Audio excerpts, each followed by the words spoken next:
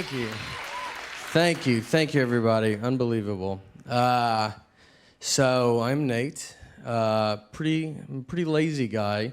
I realized how lazy I was recently. I was watching a football game, and I was sitting on my couch, and I was going to get something to drink. Right when I get up to go, one team kicked off to the other team. Before I could get back, they ran a 100-yard kickoff return, and I missed it. Like, the guy ran 100 yards before I could get 3 to maybe 4 yards. That guy also had 11 people really trying not to let him run 100 yards. I had nobody. No one cared what I was doing. When you watch sporting events, too, I feel like the commercials that they have, they're like advertising towards like professional athletes. Like, they have like running shoes. They're like, oh, you should buy these shoes. Then it shows like an NFL player like running with a tire tied to his back. And you're like, all right, well, how do those shoes look with jeans and sitting down? Because that's how I will be using them. I got to get tire and a rope. That's a lot. That's a lot you're asking. Someone gave me an Under Armour shirt. Do you know those? It's like skin tight. Like it just shows the worst parts of your body. I look better without a shirt on than with that shirt on. Just brutal. You know, like in plastic surgery, how they draw like markers on you and stuff? Like, they should just put you in that shirt and be like, obviously you can see where we're gonna go after the target areas. I always tell people I gotta get back in shape, but I mean, I've never been in shape. So most people are like, if I can get back to my 20s, I would have to go back to 7. Like, if I could get back to when I was 7, I was killing it. For me, a good workout would be walking to McDonald's would be a great start. You know, maybe stand up and eat it, see if that does something. Instead, I ordered the P90X videos. Thought I could do that. You know, never worked out a day in my life, so let's do what the Navy SEALs do. I did not do it. You know what made me order it? Like, you know in the commercial, you know they show like a before body and then an after body? I was like blown away by the before body. I thought that's what you get to look like. I was like, that guy looks great. Then I saw the after body and I was like, does the before body guy have a DVD? Because that guy looks more my speed, you know? Like, what did he do to get to that? And I'll just do that.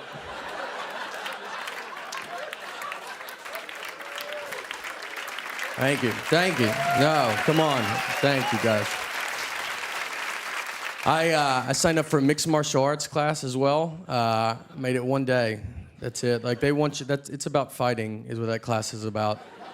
I thought it was like some guys will maybe do like push-ups or something. The first day I go in, they just pair me up with some 16-year-old kid that wants to fight for a living and wasn't raised by human people.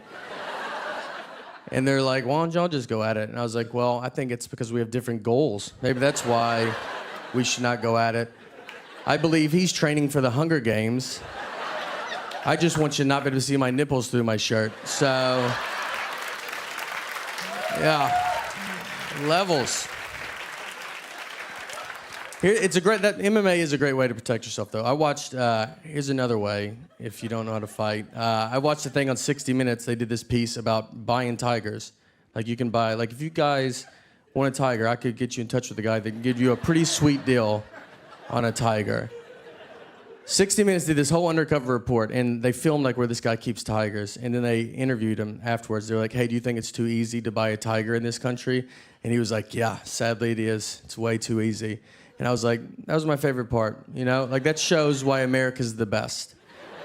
I didn't even know you could buy tigers before I watched this. I would have been embarrassed to ask. And then I watched it, and I was like, I don't really have to jump through hoops if I want to buy a tiger. It's not an all-day thing. It's an hour. I'll be right back with our tiger.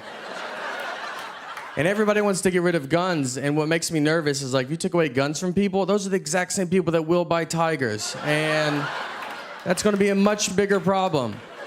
You're probably gonna be like, look, here's your gun back. And they'll be like, no, I'm good. My tiger is way better than my gun. My gun missed all the time. My tiger rarely misses. Even if he does miss, you know, even if he does miss, it's just for a second. It's never long. Like, if some guy dodges the tiger and he's like, your dumb tiger missed, it's like, well, he did not. He is right behind you now. And he is furious. So thank you guys so much, man. You guys were great. Nothing was wrong with her. I'm just really busy right now. And She was very sick. That was a joke, all right? That was a joke, and she would have loved that joke, so don't you worry about it. That's the type of humor she had. She was a rescue. It's not your labradoodle humor, all right? It's a little darker.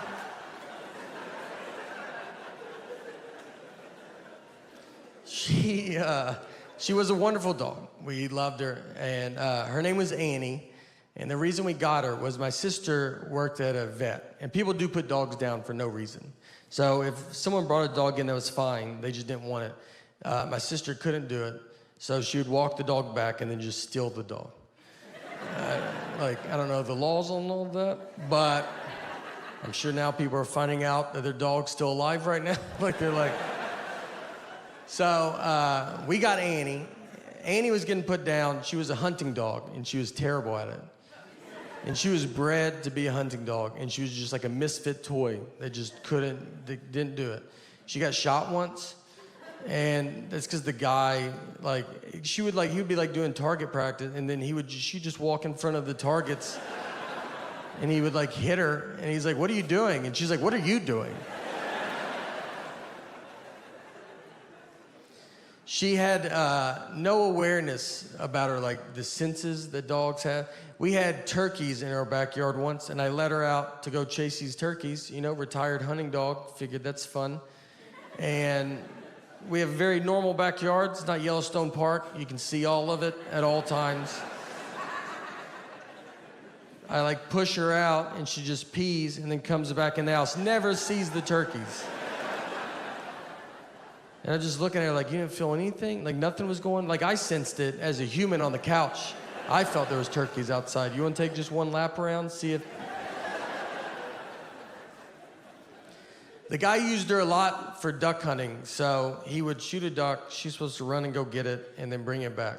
So what I like to picture is he shoots the duck. She runs out, comes back, no duck. And she's like, I don't even know what we're doing. All right, I did not. A million things flew in the air when you shot that gun. And I'm supposed to know which one you hit. And the guy's just looking at her, and then she's like, you're not even the guy that I came out here with. Do you see, is there another guy out here by any chance?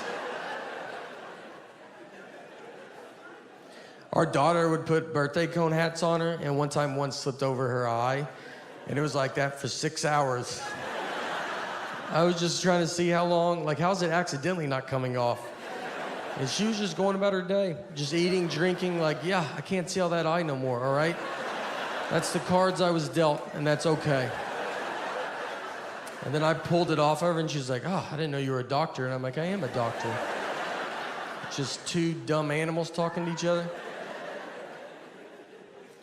So she had skin cancer, and she would get all these spots on her. So we kept getting them removed. But it was really starting to take a toll on her, and she was older. So we knew the day was close. And our daughter, she's 6 now, but she was 5 at the time. This was her first pet. She was best friends with this dog. And it was the first thing that was going to die in her lifetime. So it's a lot of stuff to have to explain to a kid, you know? And so I was talking to my wife about, how are we going to tell her? And at first I was like, let's just act like we didn't have a dog.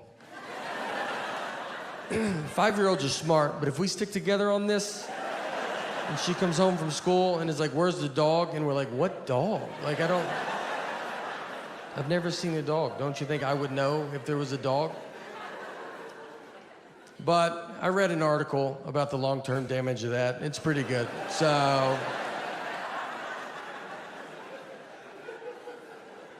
I was just honest with her. And I set her down. I said, look, Annie's very sick and she's older and she's going to die soon. This happens, so just love her as much as you can right now. And she took it as good as a 5-year-old can take it. So the next day, I kind of told her again, you got to tell kids over and over again. I kind of kept telling her. I didn't want this to be a surprise. And then Annie surprised us by living 6 months longer. I mean, we were way off on when we thought she was going to die. But I already started telling my daughter I didn't want to stop and then have to start it again. So I just kept it up for 6 months. Every day, I was like, she'll die. All right, she will die. She will die, I will die, your mom's dead.